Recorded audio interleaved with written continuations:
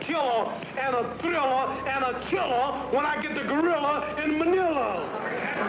See, here's the way he looks when you hit him. All night, that's all it is to me.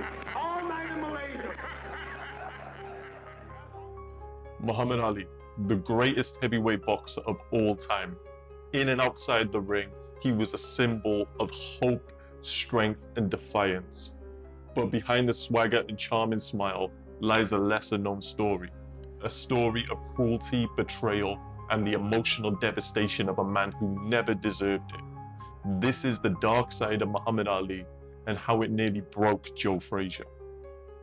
Ali and Frazier were polar opposites of each other in almost every single way, whether it be their boxing style, Ali being the outside fighter with unbelievable speed and footwork, or Joe Frazier, the inside fighter, who was never afraid to take a punch to land a harder one of his own. Or whether it be their personalities, Ali was loud, witty, and braggadocious, whereas Frazier was quite humble and was never really known as much of a wordsmith. Even their upbringings were drastically different, as Ali grew up in a relatively middle-class household by African-American standards of the time, whereas Frazier grew up dirt poor, meaning that he wasn't only fighting for fame and accolades, he was fighting to survive.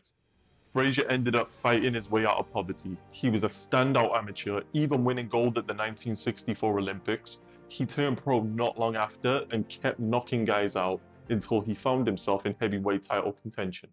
Meanwhile, Muhammad Ali, the current champion and the most dominant heavyweight champion since Joe Louis, had his boxing license revoked for refusing to be drafted into the Vietnam War. Coupled with the fact that he, before this, announced that he joined the Nation of Islam, a militant black group that preached that the white man was the devil. This made him public enemy number one amongst conservative white Americans at the time, and as a result of this, he was left in limbo for 3 of his prime years until he had his boxing license reinstated. My conscience won't let me go shoot my brother or some poor hungry people in the mud for big powerful America and shoot them for what? They never called me nigger. While all this was going on, Joe Frazier was crowned the heavyweight champion by knocking out Jimmy Ellis in 1970. However, Ali never lost his title inside the ring. This left the boxing community split on who the real, legitimate champion actually was. This put the two men on a collision course for each other, after which neither man would ever be the same again. When Ali made his return to the ring, it was a time of great change in America as a whole.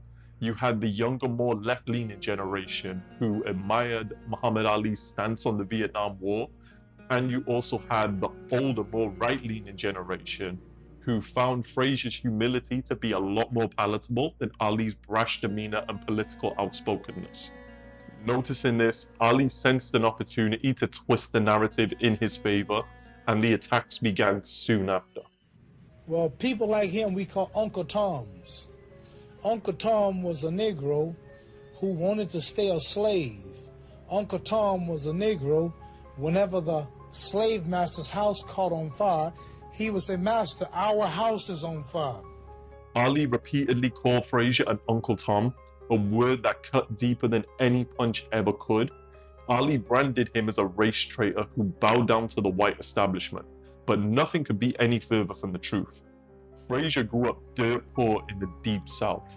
He was darker skinned than Muhammad Ali and understood the 20th century black experience in America more than most. Behind the scenes, he used his newfound fame and influence to help out his local community, even financially supporting Muhammad Ali and his family during his exile from boxing, a fact that only made the betrayal cut even deeper for Frazier.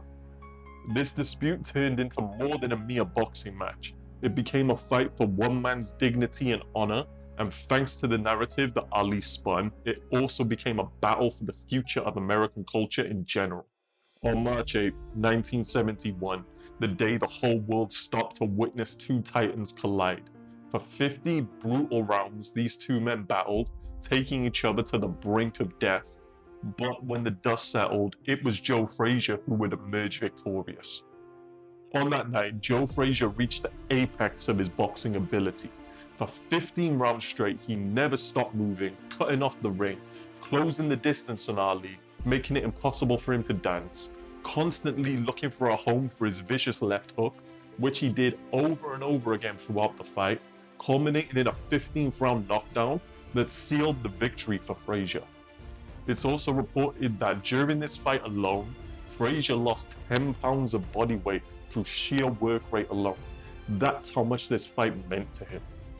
Although Joe Frazier was now the undisputed heavyweight champion of the world, his victory felt hollow. Ali's words still lingered in his head and the black community in general. He was willing to lay down his life in the ring that night for the respect he believed he deserved, but he was still known as an Uncle Tom amongst most of his people, and even in defeat, it was Ali who emerged the most loved and respected out of the two.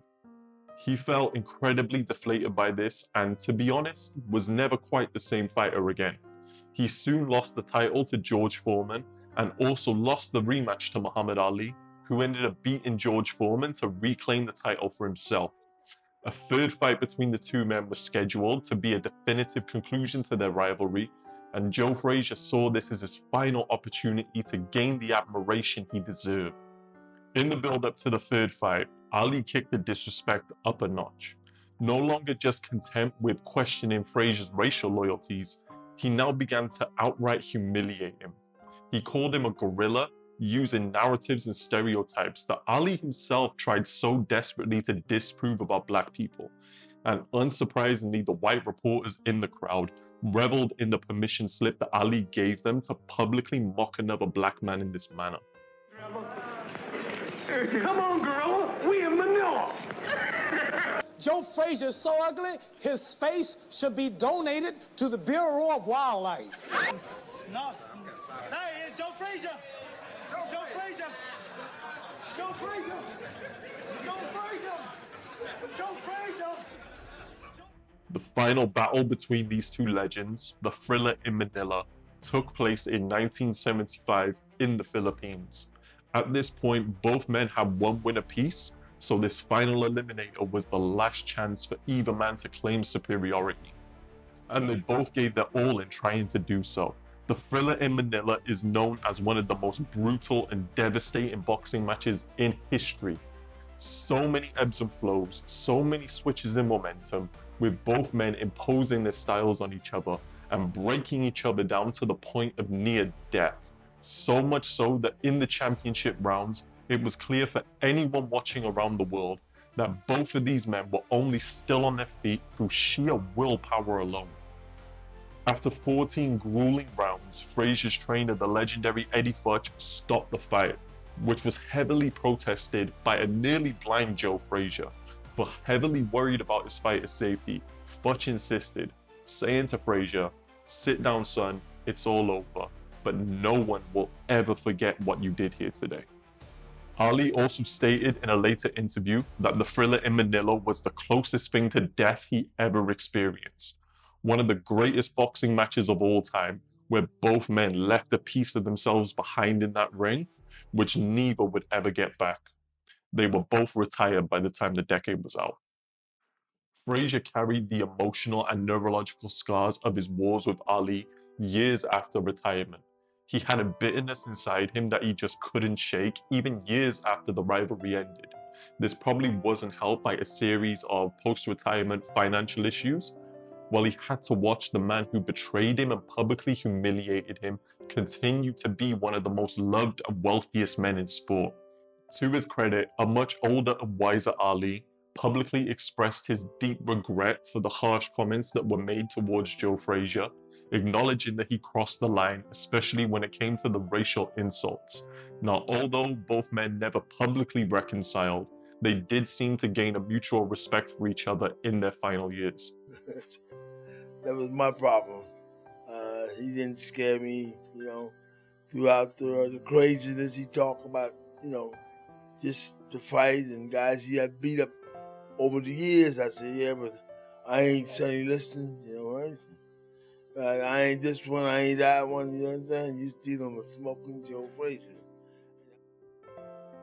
When Joe Frazier passed away from liver cancer in 2011, the boxing world mourned, and albeit far too late, he finally got that respect that he craved. Numerous boxing legends attended his funeral, one of which being Muhammad Ali, who was visibly devastated by the loss. Losing his longtime dance partner, who would consistently push him beyond his limit as they continually made history together, must have been a sobering moment. Ali himself passed away a few years later in 2016. We remember Muhammad Ali as a hero, and rightly so. He inspired millions around the world and brought hope and joy into so many lives. Me, myself, I'm a huge Muhammad Ali fan. He is my favorite boxer of all time, and this channel would not exist today if it wasn't for Ali. But heroes are humans too, filled with flaws and contradictions. They sometimes make mistakes and sometimes hurt others deeply. But Frazier was more than just Ali's rival. He was a legend in his own right, a fighter and a man who deserved respect. He demonstrated what it meant to fight on with dignity, even when the world seems against you. In the end, their complex rivalry only deepened our understanding of their humanity and the profound impact they had on each other and the world. So that is my take on the dark side of the Ali Frazier rivalry. Like I said, this is not meant to be a hit piece on Ali in any way. I am the biggest Muhammad Ali fan you will ever find. But to fully understand and appreciate his career, you need to look at all the nuances of it, both good and bad. But that's enough of me, guys. Let me know in the comments below your favorite Ali Frazier moment. And if you like the video, make sure to hit the like button, hit the share button, hit the sub button, all the buttons that help out the algorithm and help the channel grow. We're on the road to 500 subs, guys. So if you could take 2 seconds to hit that button if you haven't already, I'd greatly appreciate it. And it also gives you a chance to stay up to date with all the great future boxing content we've got coming up very soon. But until then, guys, peace.